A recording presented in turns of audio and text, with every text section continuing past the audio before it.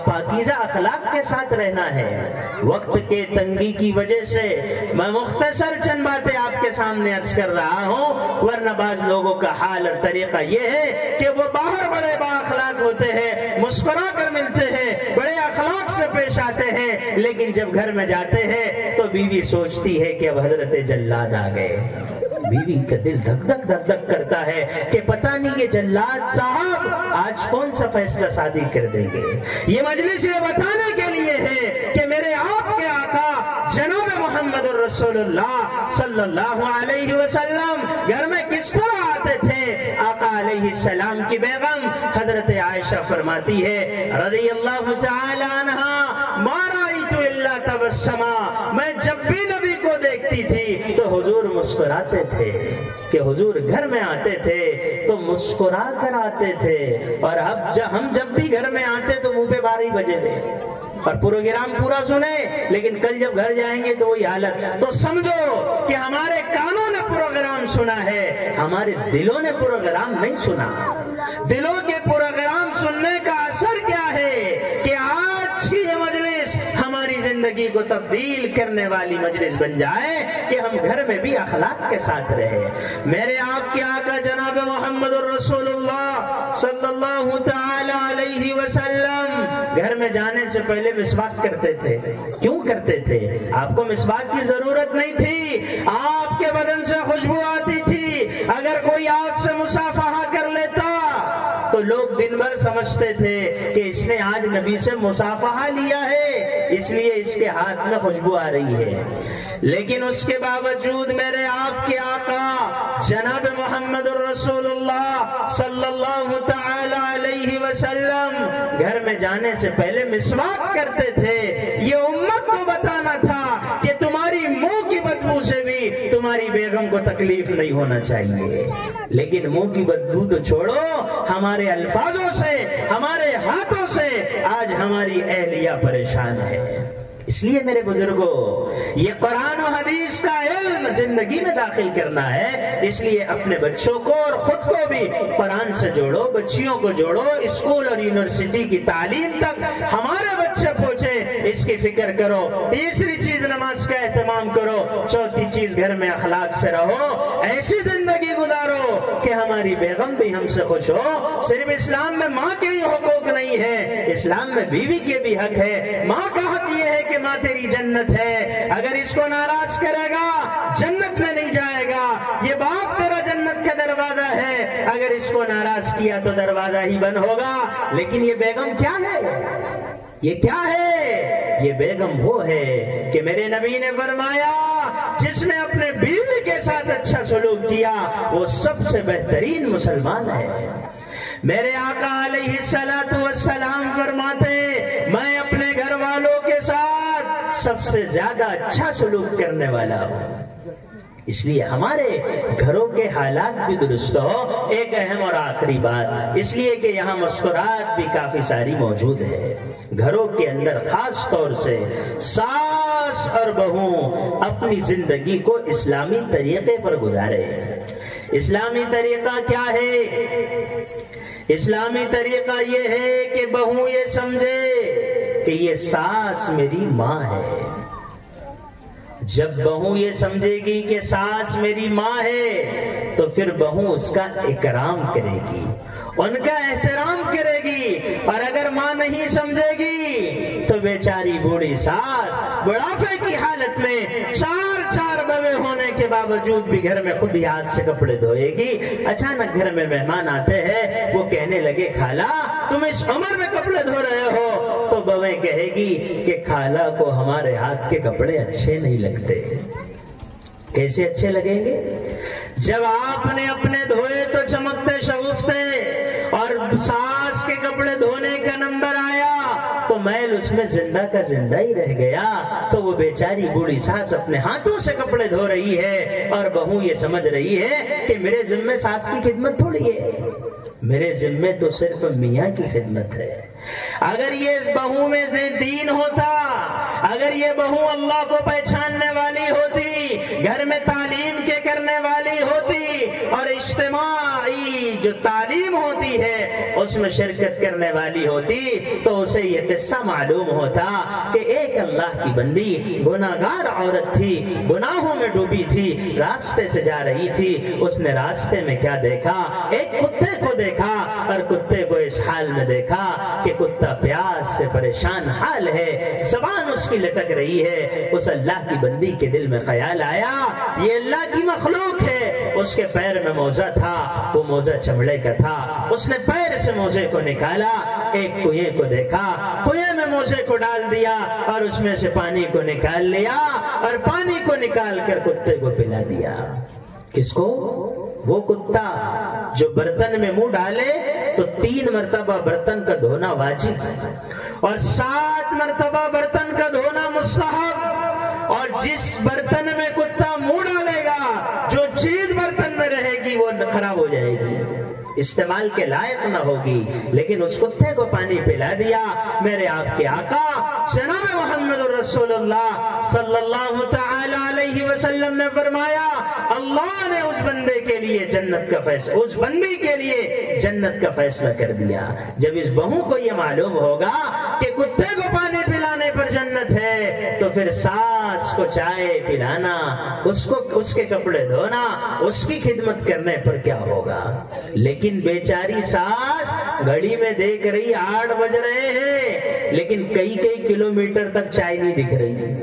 کیوں نہیں دکھ رہی؟ وجہ یہ ہے کہ اس بہو نے یہ سمجھا ہی نہیں کہ یہ ساس میری ماں ہے، بہو نے یہ سمجھا ہی نہیں کہ یہ ساس میری ماں کا درجہ رکھتی ہے۔ اگر وہ یہ سمجھتی تو پھر اس کا طریقہ یہ نہ ہوتا کہ ماں کے سر میں درد ہو رہا ہے تو 6 فون لگا کر پوچھتی ہے اماں تمہارا کیا حال ہے؟ بوڑھی ساس بازو کے کمرے میں پڑی ہے، اسے پوچھنے کی فرصت نہیں، اس لیے کہ اس نے اس کو ماں نہیں سمجھا ہے۔ اور یہ بھی یاد رکھنا کہ اس نے اس کو ماں کیوں نہیں سمجھا؟ اس لیے کہ ساس نے اس کو بیٹی نہیں سمجھا۔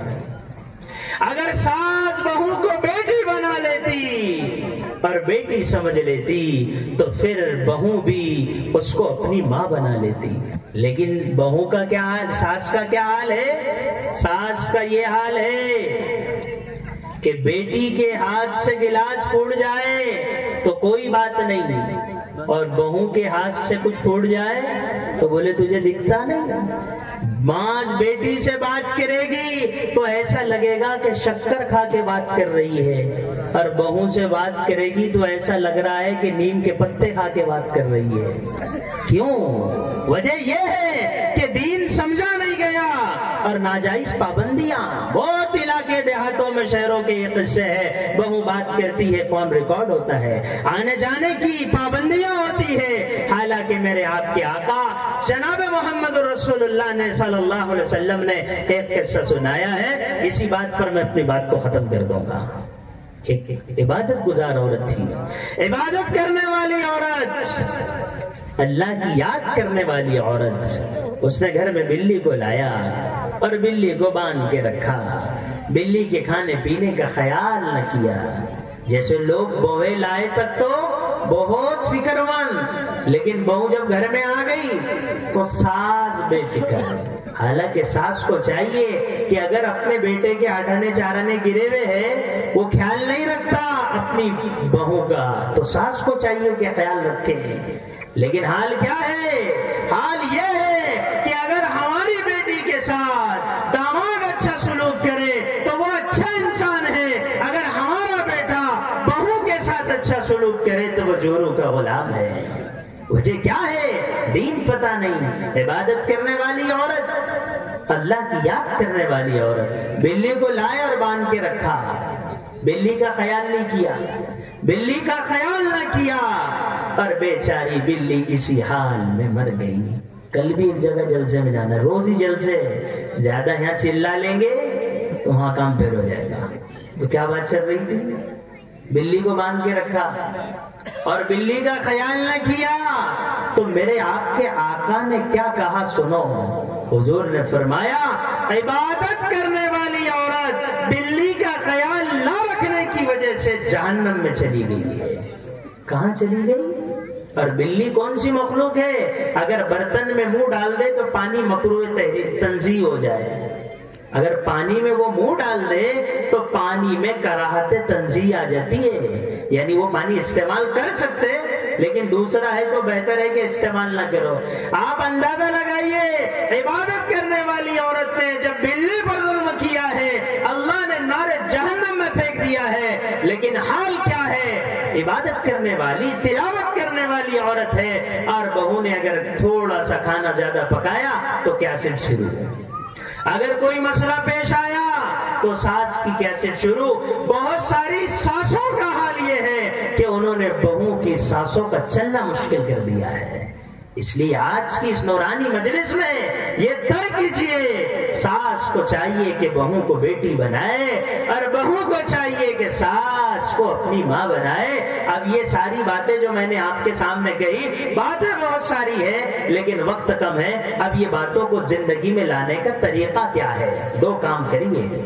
مردوں کو چاہیے مسجد سے اپنے تعلق کو مضبوط کیجئے، عورتوں کو چاہیے روزانہ گھر میں تعلیم کو زندہ کرے، اور دوسرا کام یہ کرے کہ اللہ کے دین کو سیکھنے کے لیے، دین کو زندگی میں لانے کے لیے اپنے گھر دار کو چھوڑ کے اللہ کے دین کی محنت میں نکلے، تاکہ مردوں اور عورتوں کے زندگی میں دین آئے۔ کریں گے سب ان باتوں کا اہتمام انشاءاللہ۔ مکتب کی بھی فکر ہو، اسکول کی بھی فکر ہو، اور اسلام کا اہم عمل نماز ہے۔ جس کے پاس نماز نہیں اس کے پاس کچھ بھی نہیں ہے، یہ سمجھ لیجیے، تو نماز کا اہتمام کرے۔ اور چوتھی چیز اخلاق، بیوی کے ساتھ بھی اچھا سلوک، ماں باپ کے ساتھ بھی اچھا سلوک، رشتہ داروں کے ساتھ بھی اچھا سلوک، اور یہ صفات کو زندگی میں لانے کے لیے روزانہ اپنے آپ کو مسجد میں وقت دینے کا عادی بنانا۔ ارے سب وقت دیں گے انشاءاللہ، کریں گے ان باتوں کا اہتمام۔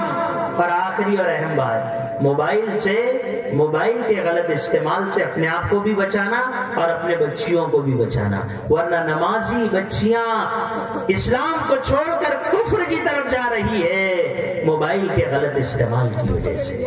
اس لیے نکاح سے پہلے بچیوں کو موبائل سے بچاؤ۔ اگر ایک موبائل ہے تو رات میں وہ موبائل فریج پر اور کسی جگہ رکھا ہوا نہ ہو، بلکہ وہ ہمارے پاس ہو۔ بچی کو نکاح سے پہلے 50,000 کا سونے کا ہار دینا ہے تو دے دو، لیکن بچی کو نکاح سے پہلے موبائل مت دو، یہ اس کو بگاڑنے کا ذریعہ اور سبب ہے۔ ضرورت ہے ماں کے سامنے بچی فون استعمال کرے، اس بات کا خاص خیال رکھے۔ اور ایک بات، جو باتیں تو بہت ساری آ رہی لیکن اسی پر ختم کرتے ہیں۔ آج کل آپ کے شہر اور بستی میں بھی ایسے نوجوان ہوں گے جن کے اوپر کے بڑے بال رہتے ہیں، نیچے کے باریک رہتے ہیں۔ ارے دیکھے کیا تم نے؟ ادھر کے خرگوش نے کھا لیا، ادھر کے کتے نے، ادھر کی بلی نے۔ ارے حیا نہیں، بخاری شریف کی 5339 نمبر کی حدیث ہے، میرے آپ کے آقا نے ایسے بالوں کے رکھنے سے منع کیا ہے۔ اس لیے یہ 24 گھنٹے کا گناہ ہے۔